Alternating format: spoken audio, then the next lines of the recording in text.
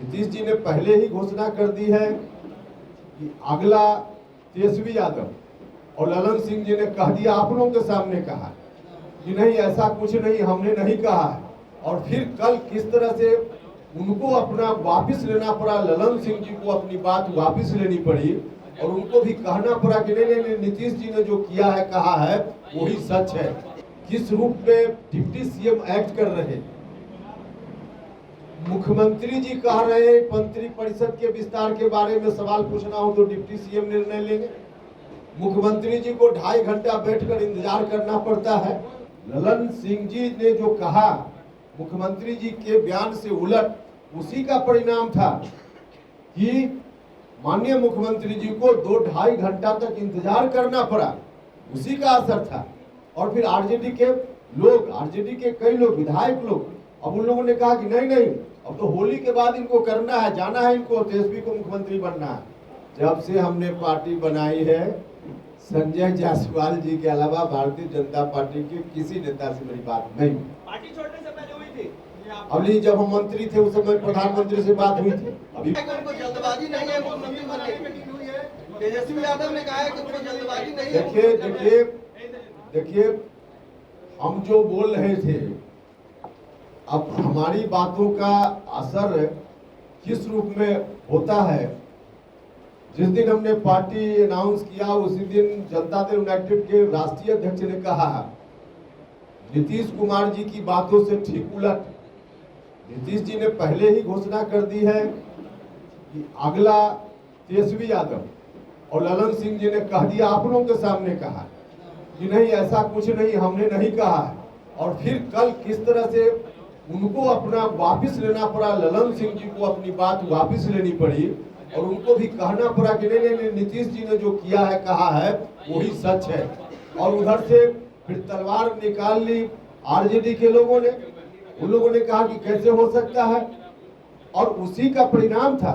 ललन सिंह जी ने जो कहा मुख्यमंत्री जी के बयान से उलट, उसी का परिणाम था कि माननीय मुख्यमंत्री जी को 2-2.5 घंटा तक इंतजार करना पड़ा, उसी का असर था।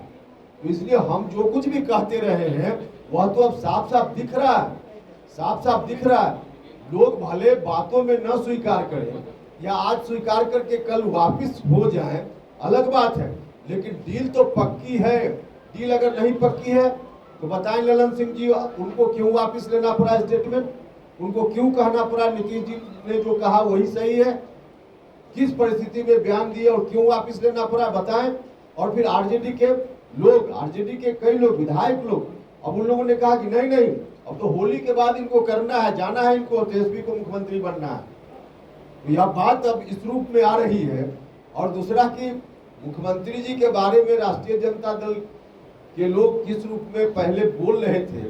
हमने कहा एक विधायक, माननीय विधायक के बारे में जब उन्होंने क्या क्या मुख्यमंत्री जी से कहा, और दिखावे के लिए बाद में मेरी बातों का इतना असर हुआ कि दिखावे के लिए राष्ट्रीय जनता दल ने शोकॉज नोटिस जारी किया, लेकिन सिर्फ दिखावे के लिए अभी भी कोई कार्रवाई नहीं हुई। तो मुख्यमंत्री जी जो स्थितियां झेल रहे हैं, अब जनता दल यूनाइटेड का अस्तित्व समाप्त हो गया। जनता दल यूनाइटेड अगर वास्तव में अस्तित्व में होता तो ललन सिंह भिड़ जाते, कहते कि नहीं जो हम कह रहे हैं वही सही है, राष्ट्रीय अध्यक्ष है। लेकिन उनको वापस लेना पड़ा, और जनता दल यूनाइटेड यदि अस्तित्व में होता तो मुख्यमंत्री जी को 2-2.5 घंटा इंतजार नहीं करना पड़ता। अपनी मंत्री परिषद के किसी सदस्य के आने के लिए कुल मिला जुलाकर जनता दल यूनाइटेड ने अपना अस्तित्व खो दिया है, जो रोज अब दिख रहा है। और यही बात हम लोगों से कह रहे थे, और हम जो कह रहे थे वही सच है। नहीं कोई बात नहीं।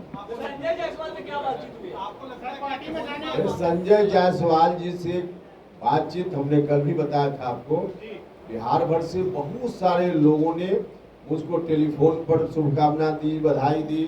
मिलकर बहुत सारे लोगों ने अलग अलग माध्यम से, जब हमने पार्टी का गठन किया, उसी क्रम में संजय जायसवाल जी ने मिलकर मुझको बधाई दी।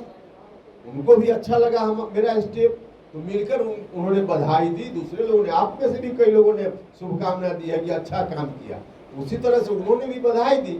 लेकिन चूंकि घर पर आकर बधाई दी इसलिए हम भी उनके प्रति आभार हमने भी प्रकट की है, बस इतना ही मामला। क्या आगे की पार्टी रैली में आप शामिल होंगे? नहीं भैया, वो तो भारतीय जनता पार्टी के लिए उसमें कैसे शामिल? उपेंद्र जी ऐसे क्यों, उसमें कैसे शामिल? उपेंद्र जी मध्यावधि चुनाव की स्थिति है बिहार में, मध्यावधि चुनाव की आप क्या मानते हैं? देखिए, अब इसका जवाब तो मुख्यमंत्री जी के दिमाग में क्या चल रहा है ये बता पाएंगे, हमने बता उपेंद्र जी, क्या बीजेपी से वही 14 वाला फॉर्मूला पे डील हो रहा है क्या 3 सीट पे? जरूरत होगी तो आपको बीच में रख लेंगे। चलिए, बीजेपी के किसी बड़े नेतृत्व से बात हुई है जब से आपने ये कदम उठाया है अलग पार्टी बनाने का? कोई फोन आया है, कोई मैसेज आया है? आपसे बात हुई है, खबर ये भी है। जब से हमने पार्टी बनाई है, संजय जायसवाल जी के अलावा भारतीय जनता पार्टी के किसी नेता से मेरी बात नहीं हुई। पार्टी छोड़ने से पहले हुई थी? अभी जब हम मंत्री थे उस समय प्रधानमंत्री से बात हुई थी, अभी कोई बात है? अभी किसका क्या मतलब? हम मंत्री थे उनके साथ, तो कहिए कि प्रधानमंत्री जी से बात हुई थी।